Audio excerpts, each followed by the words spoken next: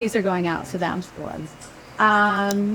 We also have a car seat, we mentioned before, a car seat program. We got a grant for car seats. Wow. So we have infant seats here and convertible car seats here. And there's Do you partner with the hospitals for that in case somebody doesn't have a car seat? So if someone's not a partner and they need something like that, we send them to one of our partners. We help them find a partner that's close to where they live. Okay. And they can go to them. Okay. So they might reach out to you on social media and then you redirect them to Yes. partner and helping. Yeah. Perfect. And it always work out pretty well. Let's go this way. So down here you can get a good view of our clothing. So this whole row is winter clothing. And so we're getting ready, we're building up so that when September, October comes, we're fully stocked and ready.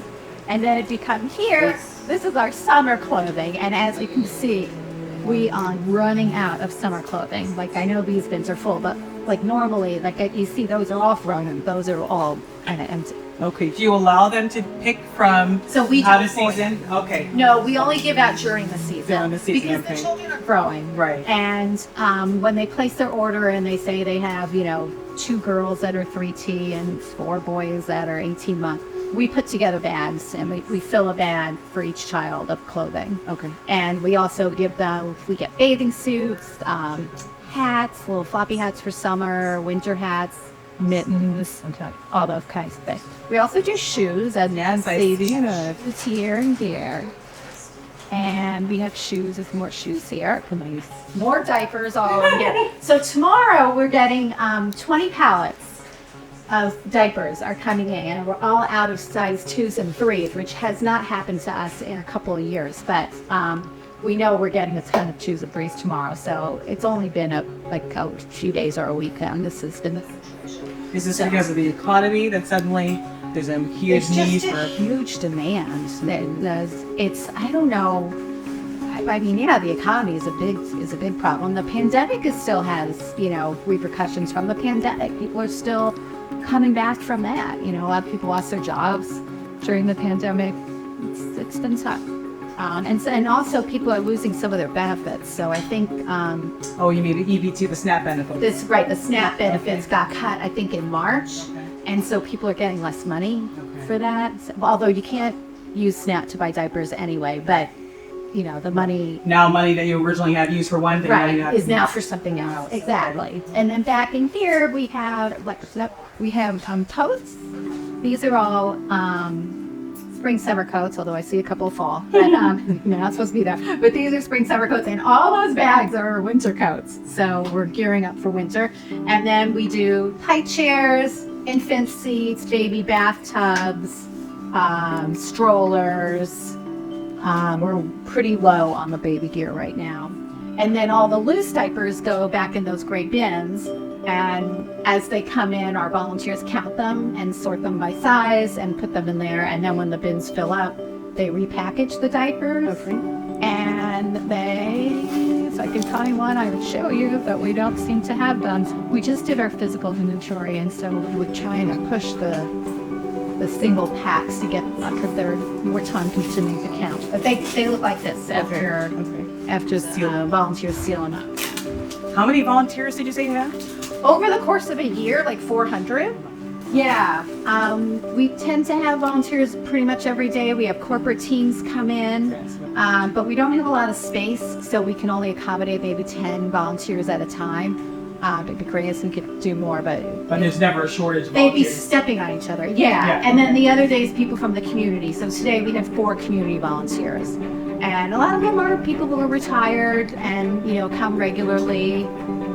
So it works out. I think that's kind of the whole tour. And then over there are more outgoing orders. It's like, I'm going to talk to you then. okay. So we receive our diapers 3 different ways. Our biggest way is through our national partners. One of them is the National Diaper Bank Network, who has the relationship with Huggies, and we get a truckload each year that lasts us about 6 months.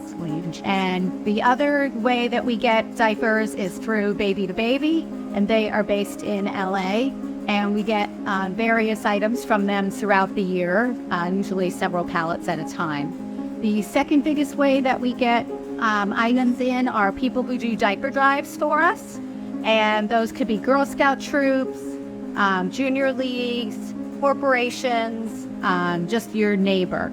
And people will collect items and bring them to us, and usually people are very successful with that. We also do virtual drives, so people can do them online. They can involve their family all over the country who can easily just click and purchase items. And the third way we get items is from just people in our community, in the neighborhoods, mom and dad cleaning closets. The baby outgrows their diapers and they still have 10 left in a pack or whatever. They bring them to us and we repackage the diapers. How long does it take you to just completely go through your inventory and restock? So we're giving out like 80,000 diapers a month, and that translates to like if there's 200 in a box, somebody can do some for staff. It moves. It does move, but sometimes we'll get stuck with a lot of one size. Like when we get the big donations from the corporations and stuff, we might get 50,000 size ones. But the 4, 5s, and 6s are what goes out the door the most. Okay. The bigger sizes. Because the babies are in them longer. They're only in a size 1 for a short amount of time. Right. So what do you do with those when you have we keep them. Okay. And eventually they will go? Eventually they give out. Okay. When our partners do baby showers, everyone gets a pack of ones. This last year and a half, we had an enormous amount of size 3s. Okay. We thought we would never see the end of the pile, but every baby shower, the moms got a size 1 and a size 3. Who are the partners having the baby showers for?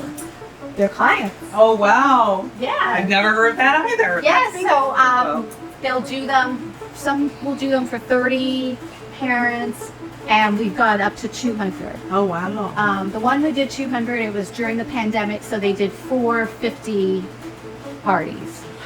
And we try to give whatever we can, diapers, for sure. But like we'll get books in. If we get books from publishers, then we can give them cases of books so every mom gets a book. Right now we have some beautiful bathrobes over there that were donated. They're like the kind you would get at a nice hotel. Nice. And so those we're holding for the next baby shower. Yeah. So they're in a shelter or something and they're having a baby shower for them? Maybe, but some of them are healthcare providers. Okay. So Zufall Health does that for their moms. So it's not. It might be a pregnant mom, but it might be a mom who we gave birth like within the last 3 to 6 months also, and they'll do a shower. They do them once a year. And they're typically single parents, or are they 2-parent families as well? It varies. Okay. It varies. Yeah. I understand the whole diapers, and the need for diapers, and the expense that many parents have with diapers. I'm a little confused about the feminine products and where the challenges there for women, young women, what is happening. So period poverty is the term that's being used now about what you're describing. And people who menstruate are having a really difficult time affording the products. They're expensive. If you are living under the poverty level, you're already struggling to pay rent, utilities, daycare, and now you have to go out and buy period product also, and you're trying to decide between a diaper for your baby or a period product for yourself. Chances are you're picking the diaper for the baby and you're making it work for yourself, however that may be.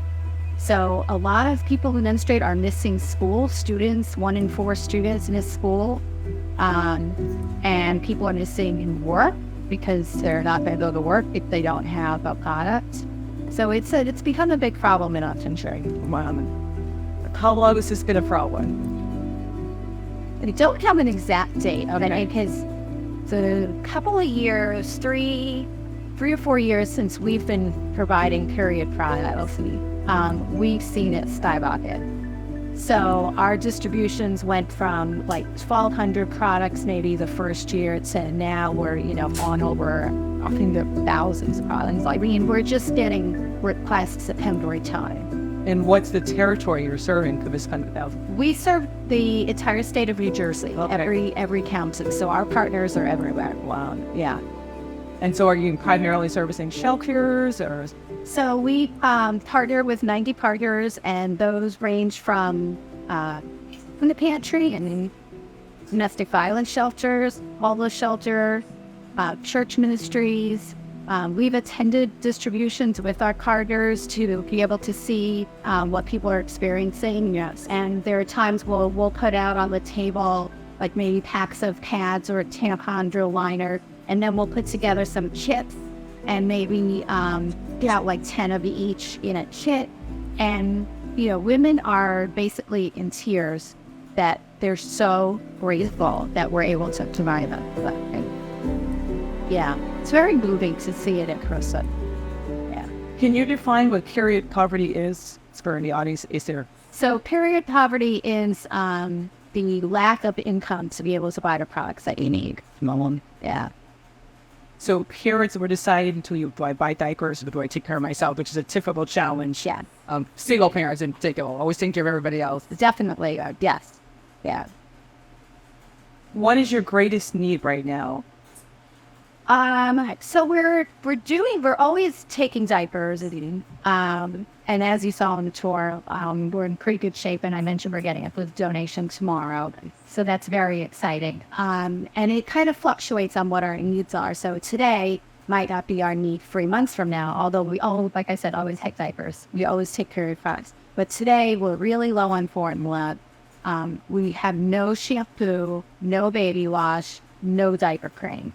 And I had 2 children. I can't imagine not having diaper cream for my baby, and not protecting their skin. Right. In an area that we really need protection to prevent them from infections or rashes, especially turning to infections. So those are things that we really need right now. Do you get a grant for that, or you're just getting donations from the public? We just get donations from the public. Yeah, we did get a grant for period products last year, and we've exhausted that. And we got a grant for car seats, and we'll do up the car seats here, but that's going to run out probably in a month or 2. And I don't know. Hopefully we can try to find another grant, but that's not always so easy. And so everything provided here is all donations. And when it's given to the clients, it's all donation as well. Nobody's paying for anything. Yeah, one pays right. Okay. Is there ever a point where people are coming back, or you've asked them to now donate after their lives have improved? We do get that. As a matter of fact, we have a Young Professional Ambassador Council that we started about a year and a half ago, and it's for 18 to 35-year-olds to come and get involved. And one of the members of that group that we created, she received diapers from us as a young mother. She was in high school, and she's gone on to get her graduate degree, and she's written a book, and she's like a great success story. Yeah. Okay, so what is the average age of the person? Now that totally changes the dynamic here. Yeah. What is the average age of the clients that need this on your space? That would make sense that it would be a need as maybe a teenager. Right. So we do have some partners who have teen parenting program at the high schools. And then we also have partners who are food pantries who are looking for adult incontinence products. Okay. And we do give those out if we get them, but we don't get them very often. Okay. So our age range is from teen to senior. Yeah. But the greatest need is... The greatest need is the babies in your house. So it's the 0 to 5 who we service. Those are the ones who raise. Are these teen moms typically, or teen parents? Not necessarily. I mean, we've been at the distributions, and we see them in their 20s, 30. Okay. Yeah. Younger crowd. Okay. Neater than that. Yeah. Well, Judy, you and Moms Helping Moms, a wonderful organization. We're so excited to be part of it, and I actually want to help do a drive for either the diapers or you're very welcome, or the period products. Okay. So both. How does that work? How does that work? So on our website, you can go to How Can I Help? Okay. And then there's a thing that says Host a Supply Drive. Okay. You can print out flyers if you want. Okay. We have bins here that sometimes people take to their location to set out, like if there's a store or something like that. And then we also have on the website, it explains how to set up a virtual drive. Okay.